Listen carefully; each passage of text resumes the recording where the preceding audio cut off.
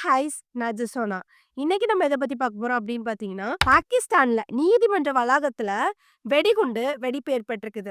இந்த சம்பவத்துல கிட்டத்தட்ட மொத்தம் 12 பேர் உயிரிழந்திருக்காங்க. 27 பேர் காயமடைஞ்சிருக்காங்க. சரியா? ஆனா இந்த சம்பவத்த யாரு பண்ணாங்க?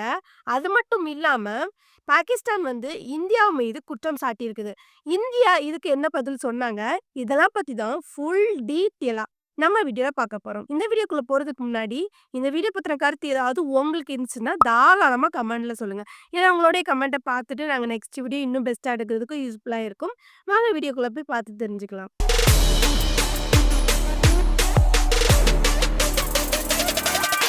இந்த சம்பவம் எங்க நடந்துச்சு அப்படின்னு பார்த்தீங்கன்னா, பாகிஸ்தான்ல உள்ள இஸ்லாமாபாத் மாவட்டத்துல நீதிமன்றத்தோட வளாகத்துல தான் நடந்துச்சு. சரியா?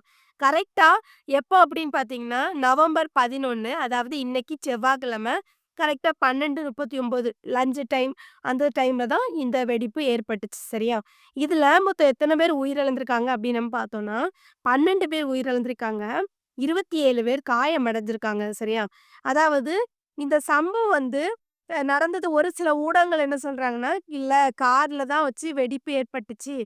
கார்ல வண்டி மூவிங் டைம்ல தான் வெடிப்பு ஏற்பட்டுச்சு."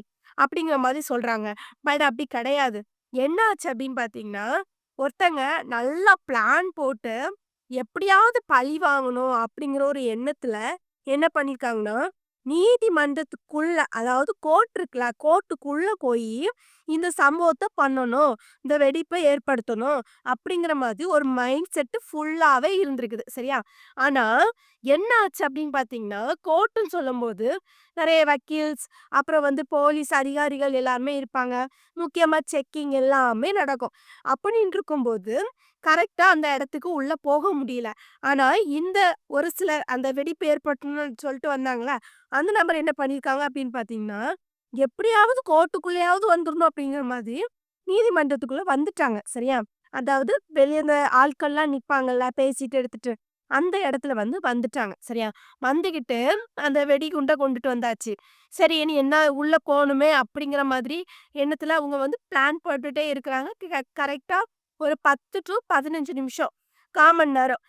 எப்படி போலாம்? எங்க வாசல்? அப்படிங்கிற மாதிரி செக்கிங் எல்லாமே பார்த்துட்டு இருக்காங்க. ஆனா, அவங்களால உள்ள போக முடியல. காரணம் செக்யூரிட்டி ஓரளவுக்கு இருக்கும். பயம் இருக்கும். மாட்டிக்கிடுவோமோ எல்லாமே இருக்கும். அப்ப என்ன பண்றாங்க அப்படின்னு பார்த்தீங்கன்னா, அந்த நீதிமன்ற வளாகத்துல உள்ள போலீஸ் கார் இருக்குல்ல, சரி அத கார்ல வச்சுருவோம் அப்படிங்கிற மாதிரி கார்ல வைக்கிறாங்க. வச்சுட்டு எப்படியாவது வெடிப்பு ஏற்படுத்தணும் அப்படிங்கிற மாதிரி வச்சுட்டு எல்லாரும் அவங்க வெளிய வந்துட்டு ரிமோட் கண்ட்ரோல் மூலமா ஆ ஆப்ரேட் பண்ணி என்ன பண்றாங்க, வெடிக்க வச்சாச்சு. உடனே ஏன்னா அங்க உள்ள மக்கள் ஒண்ணுமே தெரியாதுல்ல. அங்க இருக்கிறாங்க சுத்தி. வெடிப்பு டாம் சவுண்ட் கேட்டோனே, கிட்டத்தட்ட பக்கத்துல இருக்கிற அதாவது 2 பேர் அதுல நின்னுட்டு இருந்திருக்காங்க. வெடிச்ச வெடிச்சதறலே அவங்க உடம்பு கோர்ட் வாசல் இருக்குல்ல, கதவு பக்கம் வீசப்பட்டு அதுல கிடக்குறாங்க. சரியா? இது யார் சொல்றாங்க அப்படின்னு பார்த்தீங்கன்னா, ஒரு சவுண்ட் கேட்டது சம்பவம் ஏற்பட்ட வக்கீல்ஸ் அதிகாரிகள் அங்க இருப்பாங்களா, உடனே எல்லாருமே நீதிமன்றத்துக்குள்ள ஓடி போயிருக்காங்க. பயத்துல. சரியா? அவங்க ஒரு சில காட்சிகள பார்த்துருப்பாங்கல்ல. அவங்க என்ன சொல்றாங்கன்னா, இந்த மாதிரி வ வேன்ல வெடிகுண்டு இருந்துச்சு. வெடிச்ச உடனே நெறைய பேர் கண்ணு முன்னாடி இறந்தாங்க. உடல் கருகி இறந்தாங்க. அது மட்டும் இல்லாம 27 பேர் காயமடைஞ்சு பாதிக்கப்பட்டாங்க. 12 பேர் உயிரிழந்திருக்காங்க. நெருப்பு எல்லாமே இருந்துச்சு. கண்ணாடிகள் சிதறப்பட்டுச்சு. இப்படிங்கிற மாதிரி அவங்களுடைய பார்த்த சம்பவத்த ஓப்பனா அவங்க வெளிய சொல்றாங்க. அ அதாவது நியூஸ் எல்லாத்துக்குமே சொல்லுவாங்கல்ல, நடந்ததெல்லாம். என்ன ஏதுன்னு விசாரணை பண்ணுவாங்கல்ல. அப்ப அதுக்கு தகுந்தபடி சொல்றாங்க. போலீஸ் அதிகாரிகளும் இது பார்த்துட்டு இருந்தாங்க. சரி, அது மட்டும் இல்லாம இந்த சம்பவத்துல பாதிக்கப்பட்டிருப்பாங்கல்ல, பாதிக்கப்பட்டவங்க இந்த வழக்கறிஞர், போலீஸ் அதிகாரிகள், அது மெயின் அவங்க உள்ளவங்க தான் அந்த இடத்துல பாதிக்கப்பட்டிருக்காங்க. அதாவது காயமடைந்தவங்க, இறந்தவங்க அப்படிங்கிற மாதிரி என்ன பண்ணியிருக்காங்கன்னா, தகவல் சொல்லியிருக்காங்க. சரியா? சரி, இத குறித்து இன்னொரு தரப்பினர்கள் என்ன சொல்றாங்க அப்படின்னு பார்த்தீங்கன்னா, அங்க ஒழுங்கா சேஃப்டி இல்ல, பாதுகாப்பு இல்ல, அசால்ட்டா இருக்கிறாங்க அப்படிங்கிற மாரி சொல்றாங்க. சரி பாதி காயமடைந்தவங்கள என்ன பண்ணியிருக்காங்கன்னா, உடனே பக்கத்துல இருக்க ஆஸ்பத்திரிக்கு கூட்டிட்டு போய் ட்ரீட்மெண்ட் எடுத்திருக்காங்க. இந்த சம்பவங்கள் அந்த இடத்துல பரபரப்பா பேசப்பட்டது. உடனே என்ன பண்றாங்க அப்படின்னு பார்த்தீங்கன்னா, உள்துறை அமைச்சர் பேர் என்ன அப்படின்னு பார்த்தீங்கன்னா, மெக்சின் நக்வி. சரியா? இந்த தாக்குதல் குறித்து ஒரு சில விஷயங்கள் சொல்லியிருந்தாங்க. அதாவது இந்த சம்பவம் இஸ்லாமாபாத்ல நடந்ததா, இது வந்து சாதாரணமான விஷயம் கிடையாது. இத ஒருத்தங்க வந்து பிளான் போட்டு பண்ணியிருக்காங்க. யாரா இருந்தாலும் சும்மா விடக்கூடாது. ஃபாரின்ஸ் கண்ட்ரியா இருந்தாலும் சரி, உள்நாட்டவர்களா இருந்தாலும் சரி, யாருமே நம்ம வந்து சும்மா விடக்கூடாது. அவங்களுக்கு தகுந்த நடவடிக்கை குடுக்கணும். அப்படிங்கிற மாதிரி அவங்களும் சொல்றாங்க. அதே மாதிரி ஜனாதிபதி அசிப் அலி அம் சர்தாரி சரியா? அவரும் என்ன சொல்றாருன்னா, இந்த தாக்குதல வன்மையா கண்டிக்கிறோம். கண்டிப்பா யாரா இருந்தாலும் சும்மா விடக்கூடாது அப்படிங்கிற மாரி சொல்றாங்க. அது மட்டும் இல்லாம பிரதமர் ஷபாஷ் ஷரீப் அவரும் வந்து என்ன சொல்றாரு அப்படின்னு பார்த்தீங்கன்னா, வன்மையா கண்டிக்கணும். சும்மா விடக்கூடாது அப்படின்னு சொல்லிக்கிட்டு, டைரக்ட்டா இந்தியாவ பிடிச்சு தாக்கிப்புட்டாரு. சரியா? அதாவது இந்தியா என்ன என்ன சொன்னாரு அப்படின்னு பார்த்தீங்கன்னா, இந்த சம்பவத்த பண்ணது காரணமே இந்தியா தான். இந்தியா தான் என்ன பண்ணியிருக்கு, ஆள் அனுப்பி எப்படியாவது பாகிஸ்தான மொத்தமா குளோஸ் பண்ணியே தீரணும். தீர்த்து கட்டிறணும். மொத்தமா இருக்கக்கூடாது. அப்படிங்கிற மாதிரி அவங்க தான் ஒரு தீவிரவாதி அமைப்ப வந்து செட் பண்ணி, இந்த மாதிரி உள்ள வந்து தாக்குதல் பண்ணியிருக்காங்க. அவங்க தான் காரணம்.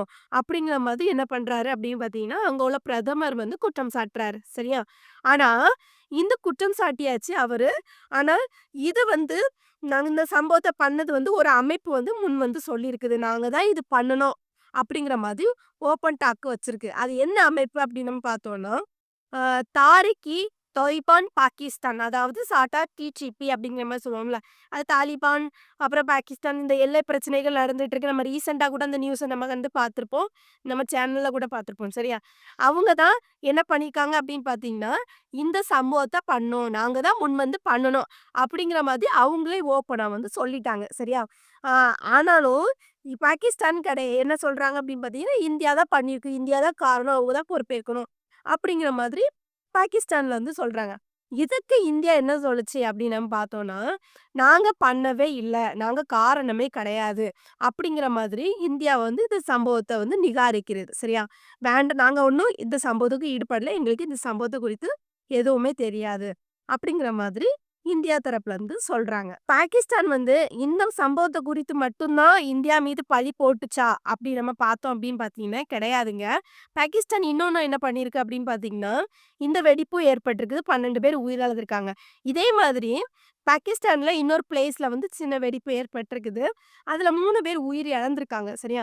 அதையுமே இந்தியா தான் பண்ணுச்சு. காரணம் எல்லாமே பிளான் போட்டு பண்ணது தான். அப்படிங்கிற மாதிரி இந்தியாவ தீர்த்து கட்டணும். விடக்கூடாது. அப்படிங்கிற மாதிரி பாகிஸ்தான் வந்து நெறைய பழிகள் வந்து போட்டுட்டு இருக்குது இந்தியா மீது. சரியா? இந்த வீடியோ பார்க்குற நீங்க, உங்களுக்கு வேற ஏதாவது டீட்டெயில் வேணும், ஏதாவது தெரிஞ்சுக்கணும், இது சம்பவத்த குறித்து அப்படிங்கிற மாரி தெரிஞ்சுக்கணும்னு ஆசை இருந்துச்சுன்னா, கமெண்ட்ல சொல்லுங்க.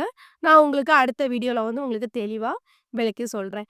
இந்த வீடியோ உங்களுக்கு பிடிச்சிருந்ததுன்னா, like and comment and subscribe பண்ணுங்க. நெக்ஸ்ட் வீடியோல சந்திக்கிறேன். பாய்.